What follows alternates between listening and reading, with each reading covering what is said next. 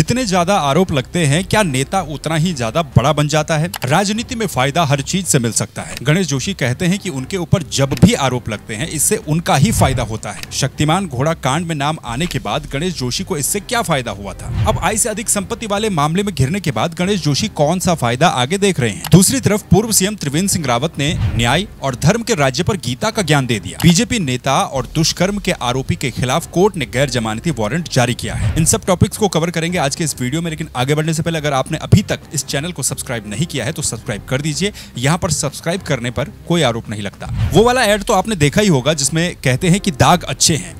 अब वो ऐड तो वैसे किसी डिटर्जेंट पाउडर का था और कंपनी को अपना डिटर्जेंट बेचना था, इसीलिए कंपनी ने ऐड बनाया कि दाग अच्छे हैं, ताकि लोग कपड़ों पर खूब दाग लगाएं और उनका डिटर्जेंट या फिर साबुन खूब खरीदें। इससे होगा क्या? कंपनी का साबुन या फिर पाउडर बिकेगा और कंपनी को इससे फायदा होगा। लेकिन राजनीति में लगने वाले दाग या फिर आरोप ज्यादातर अच्छे ही होते हैं। अब यहाँ पर क्या होता है कि यहाँ जितने ज्यादा आरोप या जितने ज्यादा दाग लगते हैं, समझो आदमी उतना ही बड़ा नेता है। एक तरह से कहा जा सकता है कि राजनीति की अर्थव्यवस्था में दाग या आरोप लगना एक तरह की एफडी है। जितना ज्यादा होगा उतना ही ज्यादा बड़ा रिटर्न भी मिलेगा। अभी तक तो ये बातें आप और हम जैसे लोग कहते रहे होंगे, लेकिन अब तो उत्तराखंड के बहुचर्चित कैबिनेट मंत्री गणेश जोशी भी यही कह रहे हैं कि दाग अच्छे हैं। ताजा आय से अधिक संपत्ति वाले मामले में घिरे गणेश जोशी लगता है कि अपने ऊपर लगे हुए आरोपों से खुश नजर आ रहे हैं। उनका खुश होना वाजिब भी है, क्योंकि वो तो ये खुद कह रहे हैं कि जब जब उनके ऊपर आरोप लगते हैं, इससे उनका और उनके परिवार का फायदा ही होता है। अब वैसे तो बात गणेश जोशी ने गलत नहीं की है, इसका सबूत भी है और ये सबूत भी खुद गणेश जोशी ही दे रहे हैं। शायद ये कहना इस और इशारा भी हो सकता है या फिर करता है कि देखो मैं कितना बड़ा नेता हूँ। अब गणेश जोशी ने इस बात के क्या क्या सबूत दिए वो तो मैं आपको विस्तार से बताऊंगा ही, लेकिन पहले ताजा मामला थोड़ा सा रिफ्रेश कर देते हैं। गणेश जोशी पर आय से अधिक संपत्ति का आरोप लगा है। आरटीआई एक्टिविस्ट है विकेश नेगी, उन्होंने आरोप लगाया था कि गणेश जोशी की संपत्ति उनकी आय से भी ज्यादा बढ़ चुकी है। ये खुलासा उनके द्वारा एक आरटीआई लगा करके किया गया था। विस्तार में हम इस पर पुराने वीडियो में बात कर ही चुके हैं। इसके अलावा आरटीआई एक्टिविस्ट विकेश नेगी ने यह भी आरोप लगाया था कि देहरादून में बनने वाले सैन्य धाम के निर्माण में भी काफी सारी गड़बड़ियां हो रही हैं। जब विकेश नेगी ने आरोप लगाए थे तो उन्हें गाजे बाजे के साथ देहरादून की सीमाओं से जिला बदर कर दिया गया था। हालांकि बाद में विकेश नेगी ने कानूनी सहायता ली और उनके जिला बदर के आदेश को निरस्त कर दिया गया था। अब गणेश जोशी के ऊपर लगे आरोपों को लेकर खुद उन्हीं की सरकार को कोई बड़ा फैसला लेना है। फैसला लेने की डेडलाइन भी अगले महीने की 8 तारीख। उससे पहले गणेश जोशी को जब इस बारे में पूछा गया तो उन्होंने बड़े ही कूल अंदाज में कहा कि मेरे ऊपर जब भी कोई आरोप लगता है तो उससे मुझे ही बड़ा फायदा होता है। इसका एग्जाम्पल या फिर सबूत उन्होंने दिया सबसे पहले 2016 का किस्सा सुनाकर। आपको याद ही होगा कि 2016 में हरीश रावत की सरकार थी और बीजेपी तब विपक्ष में हुआ करती थी। बीजेपी ने विधानसभा घेराव का एक कार्यक्रम किया, विधानसभा के बाहर प्रदर्शन कर रही थी। उसी दौरान उत्तराखंड पुलिस का एक घोड़ा था जिसका नाम शक्तिमान था। शक्तिमान घोड़ा इस प्रदर्शन में इंजर्ड हो गया, जिसके बाद उसकी एक टांग टूट गई। बाद में उसकी टांग को काटना पड़ा, काफी ट्रीटमेंट चला और कुछ समय के बाद घोड़े की मौत हो गई। इसका आरोप गणेश जोशी के ऊपर लगा था। तब भी गणेश जोशी मसूरी के विधायक ही थे। जब ये वाला मामला हुआ था तो रीजनल से लेकर और नेशनल मीडिया में गणेश जोशी खूब हाईलाइट हुए, खूब चर्चाओं में रहे। गणेश जोशी कहते हैं कि इससे उनका बहुत ज्यादा फायदा हुआ है। अब आप सोचेंगे कि यार एक निर्दोष घोड़े के मरने से गणेश जोशी का क्या फायदा हुआ होगा और ये व्यक्ति कैसे कैसे आरोप लगा रहा है एक सम्मानित कैबिनेट मंत्री के ऊपर। तो देखिए, मैं अपनी तरफ से कोई भी आरोप नहीं लगा रहा हूँ। ये बातें खुद गणेश जोशी ने कही हैं। उन्होंने कहा है कि 2016 के बाद आज लोग पूछते हैं कि आपकी बेटी इतनी बड़ी नेता बन गई। मैं कहता हूँ कि इसमें हरीश रावत जी का बहुत बड़ा योगदान था। अगर 2016 में घोड़े वाले कांड में हरीश रावत मुझे नहीं फंसाता और मैं जेल नहीं जाता, मेरी बेटी सड़कों पर नहीं उतरती, तो फिर उसे कौन पहचानता? आज उसको पहचान मिली है और वो राष्ट्रीय स्तर की नेता बन गई है। बात तो गणेश जोशी जी ने बड़ी सही कही है। पहले खुद उन्हीं के मुंह से सुन लीजिए, उसके बाद मैं आपको 2016 में ले चलूंगा। सबसे पहले तो जब मेरे पे कोई आरोप लगते हैं मुझे उसका बहुत फायदा होता है, मेरे या मेरे परिवार को। अगर आपको ध्यान होगा 2016 में एक घोड़े कांड में मुझे फंसाया गया और मैं बार बार कह रहा था साहब कि मैं था ही नहीं, मैं दोष हूँ। और जब उसका सच दिखाया गया तो मुझे उसका ये फायदा हुआ। मैं हर मंच पे कहता हूँ कि मेरे से पूछते हैं जोशी जी आपकी बेटी बड़ी नेता बन गई है, मैं उसमें कहता हूँ मैं हरीश रावत जी का बहुत बड़ा योगदान है। हरीश रावत मुझे जेल नहीं भेजता, मुझे फंसाता नहीं, मेरी बेटी सड़कों पर नहीं आती, उसे कौन पहचानता?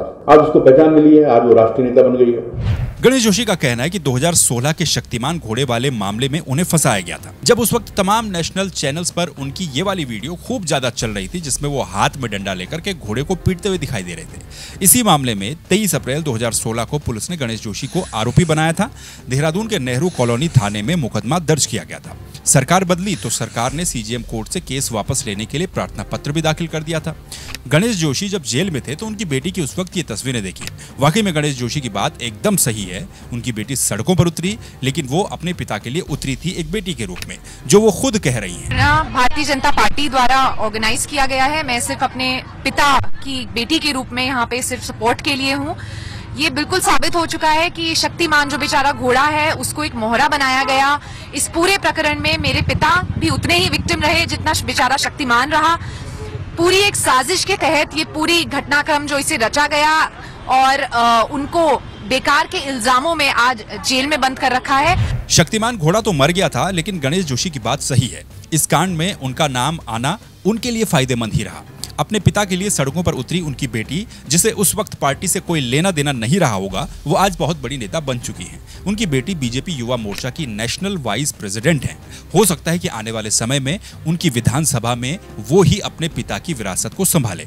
लेकिन इसका मतलब क्या ये भी है कि बड़ा नेता बनने के लिए आपके पिता को पहले विधायक होना पड़ेगा, फिर उनके खिलाफ कोई आरोप लगने पड़ेंगे और फिर उनको डिफेंड करने के लिए आपको खुद सड़कों पर उतरना पड़ेगा, प्रोटेस्ट करना पड़ेगा और उससे आपको पहचान मिलेगी और फिर आप बड़े नेता बन पाओगे। दूसरों के परिवारवाद पर घोर आपत्ति जताने वाली पार्टी के नेता का क्या ये परिवारवाद नहीं है? और नेता बनने का क्राइटेरिया क्या है और क्या होना चाहिए, इसका जवाब भी आप लोग कमेंट में दे दीजिए। खैर, बड़े ही कूल अंदाज में गणेश जोशी ने ये बात बताई है। आगे उन्होंने कहा कि कोरोना काल में वो ऑक्सीमीटर बांट रहे थे, तब ऑक्सीमीटर कहीं पर मिल नहीं रहे थे, तो कांग्रेस ने कहा कि गणेश जोशी ऑक्सीमीटर कहां से ला रहे हैं। मैंने कहा कि मैं चोरी करके लाया हूं और उस आरोप का भी मुझे बहुत ज्यादा फायदा मिला। मैं पहले से 3000 से ज्यादा वोटों से चुनाव जीत गया और अब जो आरोप लगा रहे हैं उसका भी मुझे फायदा ही मिलेगा। मैं अपनी पूरी जानकारी संपत्ति के मुख्यमंत्री को दे चुका हूँ। एक बार कोरोना के टाइम पे मेरे को आरोप लगाया गया जब मैं करोड़ों रुपए का सामान राशन बांट रहा था और जब मैंने ऑक्सीमीटर बांटने शुरू किए तो कांग्रेस के नेताओं ने आरोप लगाया कि जोशी जी ऑक्सीमीटर कहां से बांट रहे हैं, कहीं मिल नहीं रहे। उस टाइम ब्लैक में 3-4 हजार रुपए का ऑक्सीमीटर मिल रहा था। तो मैंने मीडिया वालों से कहा कि हाँ, मैं चोरी करके ला रहा हूँ। मुझे उसका ये फायदा हुआ कि मुझे पहले से 3000 वोटों से मैं जीत गया। अब जिसकी आप बात कर रहे हैं, ने कहा गया कि 17 साल में मेरे दामाद की संपत्ति को जोड़कर, मेरी बेटे की संपत्ति को जोड़कर, तो मेरा दामाद मुझसे अलग है, उसकी एक हैंडसम सैलरी है, मर्चेंट नेवी में अफसर है। मेरी बेटी मुझसे अलग रहती है, जो अपने पति के साथ रहती है। मेरा बेटा उसी मर्चेंट नेवी में अफसर था। अरे आरोप लगाना था तो ठीक ठाक लगा देता कि 16 साल के अंदर उनकी सैलरी लगाकर मैंने उसका पूरा विवरण माननीय मुख्यमंत्री जी को दे दिया है और इसका मुझे फायदा होने वाला है। अपने हर आरोपों का फायदा गिनाने वाले गणेश जोशी इस आरोप पर भी फायदा तलाश तो रहे हैं, लेकिन इस बार आरोप उनके साथ साथ सरकार के लिए भी अग्नि परीक्षा वाला है। विपक्ष तो कह ही चुका है कि क्या मुख्यमंत्री अपने मंत्री का इस्तीफा लेंगे और उनके खिलाफ जांच के आदेश देंगे या नहीं। अब ये उनके विवेक पर निर्भर करता है। यदि वो साफ हैं तो जांच करवा दीजिए, निर्दोष साबित हो ही जाएंगे। वहीं अब उत्तराखंड के पूर्व मुख्यमंत्री और हरिद्वार से वर्तमान में सांसद त्रिवेंद्र सिंह रावत ने भी इस पर गीता का ज्ञान दे दिया। जब उनसे गणेश जोशी की आय से अधिक संपत्ति वाले मामले में पूछा गया तो उन्होंने गीता का ज्ञान देते हुए कहा कि न्याय क्या है, क्या है न्याय। भगवान ने गीता में कहा है कि न्याय वो धर्म युद्ध है जब हम अपना पराया छोड़कर न्याय के रास्ते को अपनाते हैं, वो धर्म है। वास्तव में अगर हम चाहते हैं कि धर्म का राज्य हो तो उसके लिए बहुत जरूरी है कि हमारा धर्मानुकूल आचरण होना चाहिए। न्याय क्या है? न्याय क्या है? भगवान ने गीता में क्या कहा? तो न्याय वो है, धर्म युद्ध वो है जब हम अपना पराया छोड़ करके और न्याय के रास्ते को अपनाते हैं, वो धर्म है। तो वास्तव में अगर हम चाहते हैं कि धर्म का राज्य हो तो उसके लिए बहुत जरूरी है कि धर्मानुकूल हमारा आचरण होना चाहिए और उसमें आप लोगों की भी बड़ी भूमिका है। अब एक तरफ त्रिवेंद्र सिंह रावत ने न्याय के मामले में गीता का ज्ञान दे दिया और दूसरी तरफ उन्हीं की ही पार्टी के गणेश जोशी कह रहे हैं कि दाग अच्छे हैं, इससे उन्हें फायदा ही मिलता है। लेकिन भाई, ये दाग अच्छे हैं वाली मेंटेलिटी तो कम से कम नेताओं में खत्म होनी चाहिए, नहीं तो हर नेता खुद के ऊपर आरोप लगने में जुट जाएगा। वो तो ये सोचेगा कि यार दाग अच्छे हैं, इससे आदमी बड़ा नेता बन जाता है, तो जितने ज्यादा हो सके उतने ज्यादा दाग लगा लो। अब दाग तो आजकल बीजेपी वालों पर ज्यादा ही लग रहे हैं।